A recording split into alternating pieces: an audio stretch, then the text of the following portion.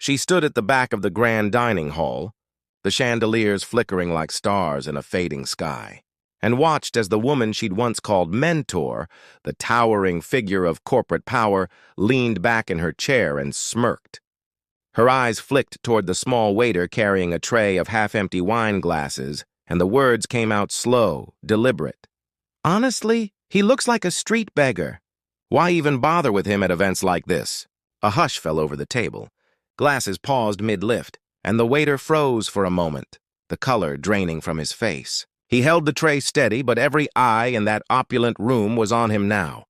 If you believe in kindness, second chances, and that every human being has a value beyond their outward appearance, please like, comment, share, and subscribe to our channel now. The waiter's name was Samir, and his path to that moment had been anything but smooth. Born in a small village on the outskirts of Karachi, he had watched his father haul crates in the blazing sun and his mother stitch garments by lamplight.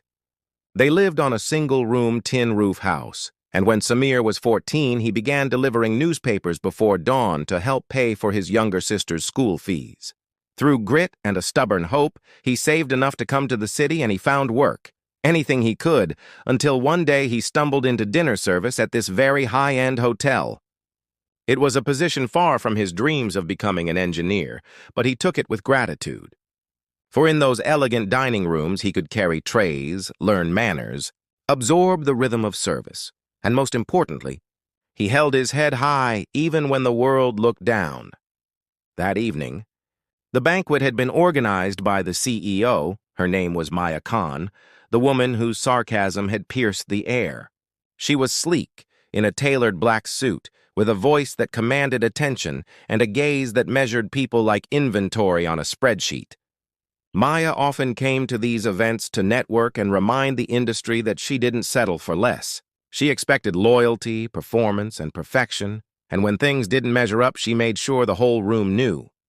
Tonight she was flanked by her assistant, a quiet young woman named Aisha, whose eyes flicked nervously between Maya and the dinner guests. Unknown to Maya, though, Aisha watched Samir for days, the way he carefully arranged each plate, the genuine smile he gave even when the tip was meager, the way he lingered just a moment longer at each table to say, "Thank you," with sincerity. As Maya's biting remark registered, a murmur ran through the guests. Samir's back straightened. The tray in his hand shook a little, but he didn't drop anything. He turned his head and walked away, forced a polite nod, and made his way back into the bustling kitchen corridor. His heart pounded. The insult burned, but what stung more was the idea that his years of hard work, his hope, his dignity, were all judged by a moment of appearance. In the days following, Samir carried that insult like a heavy weight in his chest. The hotel corridors seemed longer, the cleaning cloth heavier in his hand. He questioned whether the work he did mattered. He thought of returning to his village. He thought of giving up the dreams of his sister's schooling. But every morning he rose, put on his coat, pressed his collar, and stepped into the hall for the breakfast shift with the same humble determination. He remembered his mother's words. "Your value is not what people see at first glance, my son. It is in what you give that cannot be taken from you." Meanwhile, Maya returned to her world of board meetings and high-stakes deals. To her, Samir had been just another waiter, another face in the background. But as she looked at the numbers and presentations, there was a nagging thought, something about how smoothly the event had gone, how unexpectedly warm the guest feedback was. She asked Aisha later, "Who handled the service tonight?" Aisha hesitated, then said softly, "It was mostly him." The newcomer waiter, Samir. Maya frowned, brushed the mention aside. She didn't think a hotel waiter mattered enough to remember. On a rainy Thursday morning, a breakdown happened. The engine of the main convention room elevator gave out mid-service. Guests were stranded, waiters were stuck, and the banquet started to lurch into chaos. Plates piled up, water glasses overflowed, voices rose. In that hour, Samir didn't wait for instruction. He grabbed trays, helped fellow waiters, directed guests to alternate elevators, made sure someone brought chocolate cakes to children stuck in the room. He carried more than dishes, he carried calm.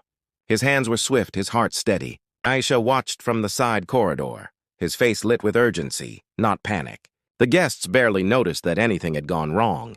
Maya's eyes flicked around the room, saw her assistant's signal, and then she looked at Samir. Something shifted. Afterwards, Maya called Aisha into her office and asked, "Who is that waiter?" Aisha hesitated because she knew what Maya had said at the dinner table, and then whispered, "That's him, ma'am. The one you mocked." Silence filled the corner of the room. Maya's lips parted. She sat heavy in her chair, letting the words sink. It was as though her world tilted. The man she dismissed as beneath her had quietly saved her event, and in that moment her assumptions cracked. She saw not a lowly waiter, but someone with integrity, with heart, with unrecognized talent. Maya decided to follow up. She asked Aisha to bring Samir to her office after work. Samir came in, tray still freshly polished in his hands out of habit, his eyes polite but tired. Maya stared at him, the boss, the figure of authority. "I owe you an apology," she said, voice trembling a little. "I judged you unfairly. You proved tonight that you can lead, that you care. I want to offer you a position in our event coordination team, a chance to show what you're capable of." Samir felt shock and relief. He swallowed, held back tears, and nodded. He thought of his mother, his father, his sister. He thought of the morning newspapers, the hot sun, the long roads. And he thought of moments like these where a single opportunity can change everything. But the challenges were not over. The transition from waiter to coordinator wasn't smooth. Some colleagues looked at him sideways. "Oh, that waiter who got lucky." Others whispered that Maya was being charitable, that he didn't belong. Samir had no formal degree, no list of prior corporate achievements. He had only grit, humility, and a deep desire to prove himself. And so he worked double hard. He arrived early, stayed late. He remembered every guest's name, every preference. He fought through meetings where technical jargon felt foreign. He made mistakes. One time a drink order got delayed, one time the seating chart was mismatched. He thought of quitting. But he remembered the tin roof home, the tiny room, his father's worn hands, his sister's hopeful eyes. He refused to let them down. Maya watched him. Slowly she shifted. What began as a project of goodwill became genuine respect. Together they planned a charity gala for local underserved youth. Samir designed the layout, the schedule, the guest welcome packages. He used his background, his familiarity with humble beginnings, to make the event accessible, meaningful, not just flashy. He invited children from his village, gave them tours of the hotel, dinners in the grand hall. He walked those kids through the same corridors where he once carried plates, explaining that they too could stand here one day. At the night of the charity gala, Maya stood by the back entrance, looking into the hall. The room gleamed with gold and white, but the real shine was in the children's faces, eyes bright, hearts open. Then the big moment arrived. One of the little girls, shy but radiant, stood up to speak. She said, "When I grow up, I want to walk into a place like this and think I belong." The hall grew quiet. Maya glanced at Samir. He looked at her with a small, humble nod. Maya realized that his story had grown into something more powerful, a story of dignity, of resilience, of hope. When the gala ended, as the final guest left and the lights dimmed, Maya pulled Samir aside. "You changed this night," she said, "and I think you will change many more." Samir smiled. He thought of the waiter he had been, carrying wine glasses with his back straight and his heart full. He thought of the CEO who mocked him, then offered him a chance. He thought of his parents back home and the sister who would soon enter university because of his income.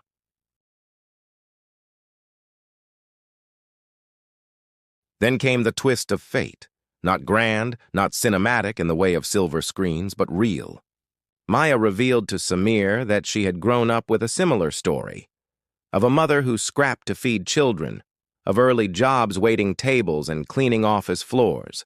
She had hidden it, moved fast, changed names, climbed ladders. She had forgotten something along the way: humility, empathy, the idea that every person has a story. And in meeting Samir, she remembered. Her mocking comment still haunted her. But what she felt now was gratitude, growth, transformation. For Samir, the job meant more than a new title. It meant redemption.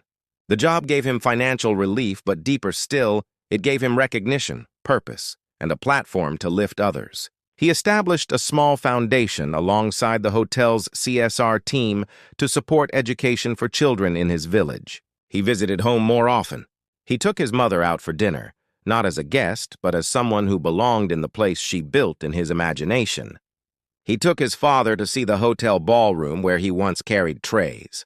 He told his sister, "This is for you," and she believed him. The final scene. On a quiet Monday morning, layers of dawn light creeping through the hotel's glass atrium, Samir stands at the registration desk of a major conference. His badge reads Event Coordinator. He looks polished, confident, but inside his chest is the same beat of hope and humility he carried since delivering newspapers at sunrise. A guest approaches anxious. "We've got a seating problem." Samir smiles, helps them calmly, and leads them inside. The guest says, "Thank you." And Samir says, "You're welcome. I'm glad you're here." He doesn't hear the mocking voice anymore. He doesn't carry the shame. He carries something much stronger. In that moment, a soft tap on his shoulder. He looks up. It's Maya. She's holding a printed copy of the Gala Remainder Report, a glowing summary. She gives him a nod, and for the first time in months, all the tension between them dissolves. They stand together for a heartbeat side by side. In that grand lobby, she in her impeccable suit. He in his modest but sharp attire, and the camera of life catches them not as boss and subordinate, but as two people changed by kindness, second chances, and a shared vision.